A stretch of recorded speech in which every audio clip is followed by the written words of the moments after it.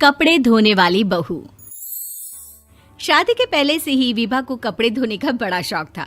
कभी नल के नीचे तो कभी तालाब के पास। अरे मेरी नीली वाली लुंगी नहीं दिख रही है। विभा की अम्मा, कहाँ रखी है लुंगी? अरे वो तो विभा ने परसों ही धोकर रखी थी आपकी अलमारी में, देखो वहीं होगी।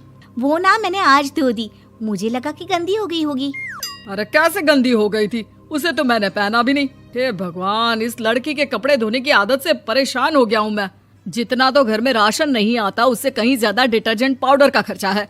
इसकी शादी करवा दो, शादी जाए अपने घर में ही करे काम, फिर चाहे घर के कपड़े धोने हो या पूरे गांव के। हाँ ठीक बोल रही हो, देखता हूँ मैं कोई लड़का। वो दिन भी आ जाता है जब विभा को देखने लड़के वाले आ जाते हैं। लड़की मुझे अच्छी लगी। होने वाली सास कहती है, बेटी अगर कुछ पूछना है तो पूछ लो। वैसे तो हमारी लड़की बहुत ही शर्मीली है, जो बोल दो वो मान लेती है, इसे क्या पूछना होगा। अरे कैसी बात कर रही हो माँ, मुझे इन लोगों के घर रहना है, सवाल तो कई है। हाँ हाँ बेटा, पूछ लो ना, क्या पूछना है। आप लोगों के घर कपड़े कौन धोता है? सास का मुंह बन जाता है। देखो, अगर तुम ये कहना चाहती हो कि तुम्हें कपड़े धोने नहीं आते तो सुन लो, कपड़े मैं ही धोती हूँ, लेकिन तुम्हारे आ जाने के बाद मैं रुमाल तक नहीं धोऊंगी। अरे चुप रहना भाग्यवान, बहू बेचारी घर आई नहीं, उसे डराना शुरू कर दिया। वो क्या है ना बिटिया, अभी तक तो ये कल्लू की माँ ही धोती थी, लेकिन अब तुम्हारे पापा तो दहेज में वॉशिंग मशीन देंगे ही। तभी विभा की माँ बोल पड़ती है, सवाल भी पूछा तो क्या। वैसे भाई साहब, मशीन की तो फिर भी कपड़े धोने की कैपेसिटी होती है। मतलब जो बिटिया दे रहे हैं ना विभा, इसे कपड़े धोने का बहुत शौक है। ये आप लोगों के क्या, आस पड़ोस गांव मोहल्ले सबके कपड़े धो दे और उफ तक ना करे। बाहर देखा नहीं आपने कितने कपड़े सूख रहे हैं? सब हमारी बिटिया ने ही तो धोए हैं। बस भी करो ना माँ, शर्म आ रही इतनी तारीफ सुनकर। और तो और एक दाग निकाल कर दिखाओ तो मान जाओ। हाँ अच्छा, माफ करना बेटा, मैंने गलत समझा। हमें तो रिश्ता बहुत पसंद है। और ऐसे जुड़ जाता है रिश्ता कपड़े धोने का शौक रखने वाली विभा का। उसकी शादी हो जाती है कोयला फैक्ट्री में काम करने वाले कल्लू के साथ। शादी के बाद अचानक विभा चिल्लाती हुई सास के पास आती है। सासू माँ, अरे सासू माँ कहाँ है आप? ये तो धोखा है, धोखा दिया आप लोगों ने मुझे। इसे ससुर के चक्कर के बारे में पता चल गया। अरे तो उसमें तुझे क्यों धोखा मिला है? अरे नल में पानी नहीं आता, कपड़े कैसे कब धुलेंगे? अच्छा, तू पानी नहीं आ रहा उसकी बात कर रही है। तो आपने क्या सोचा? कुछ नहीं। अच्छा, तेरी माँ ने कहा था कि कपड़े धोने का शौक है तुझे, याद आया मुझे। शौक बोलकर कपड़े धोने वाले मेरे जुनून को कम ना आके सासू माँ, कपड़ा धोना मेरा गुरूर है। तभी पति भी वहाँ आ जाता है। अभी मैंने इसे सनी देओल की फिल्म दिखाई है, उसी के डायलॉग मार रही है माँ। अच्छा सुन, साफ बता रही हूँ, पानी सुबह 4 से 6 और शाम को 10 से 12 आता है, समझी? विभा टाइमिंग सुनकर हैरान हो जाती है। ये क्या भूतों का मोहल्ला है?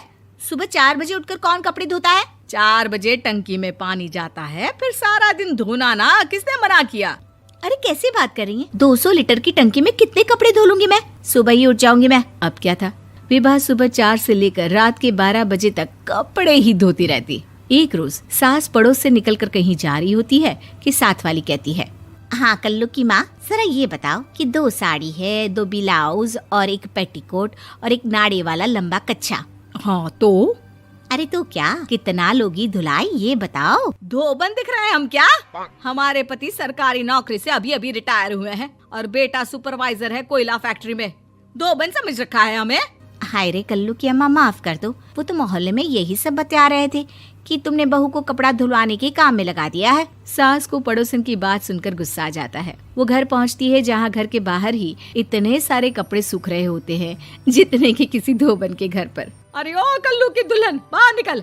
माँ जी यहीं आ जाओ, बाथरूम में चादर धो रहे हैं हम। अरे अभी हम धोते हैं, तुमको बाहर निकलो। ये आस पड़ोस वाले बोल रहे हैं कि हम बहू से कपड़े धुलवा कर उसे कपड़ा धोने वाली बना दिए हैं।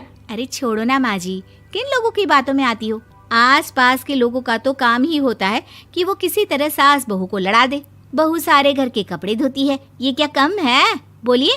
सास को भी लग जाता है कि वो बहू का ये सनकीपन नहीं छुड़वा सकती, इससे अच्छा है कि खुद ही चुप हो जाए। एक रोज सास और बहू मंदिर जाते हैं, जहाँ सास की साड़ी वहाँ खड़ी भीख मांगने वाली से मिलती है। माँ जी क्या बात है, आपकी साड़ी उस भिखारन से कितनी मिल रही है ना? हाँ हाँ देखो तो, दोनों की साड़ी मिल रही है। क्या बात है कल्लू की अम्मा, तुम खुद को तो अफसर की बीवी बताती हो और ऐसी सिंपल सी प्लेन साड़ी पहनकर घूमती हो। सिंपल और प्लेन नहीं है ये साड़ी। तो क्या सोने के धागे से फूल बने हैं? कुछ भी सासू माँ, कुछ भी। हाँ बने थे इस साड़ी में सोने के धागे से फूल। मेरे पति लेकर आए थे मद्रास से स्पेशली मेरे लिए 10,000 की। ताहे भाई साहब इस भिखारन के लिए भी सेम टू सेम साड़ी लेकर आए होंगे 10,000 की। सास उस वक्त तो कुछ नहीं कहती, लेकिन बहू के साथ घर आती है और अलमारी से एल्बम निकाल कर लाती है। ये साड़ी देख रही है, ये वही साड़ी है जिसे मैंने अभी पहना था। इस साड़ी में ये जो चमकदार फूल दिख रहे हैं ना, ये सोने के धागों से काढ़े गए हैं। लेकिन तू लोकल वॉशिंग मशीन ब्रश से घिस घिस कर सारे फूलों को निकाल कर साड़ी प्लेन कर दी।